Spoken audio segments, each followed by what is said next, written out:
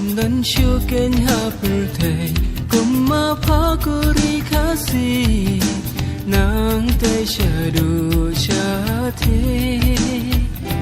Namingi shadu sepmi Amdan shuken hapurtei Kumma pakuri kasi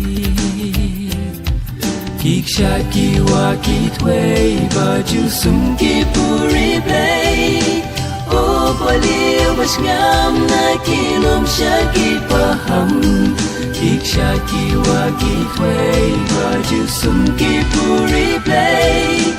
Jis mo jing la loy Baro sawayam ki toy Baro sawayam ki toy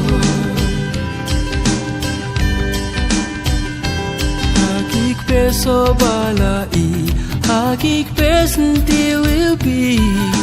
Sim ki do ki rai buon jan Da sur thiang ki rai khem thai Yai beru ki lier baba Ha perem lu sin rai tlan Kik shat ki wa ki tway Baju sum ki puri play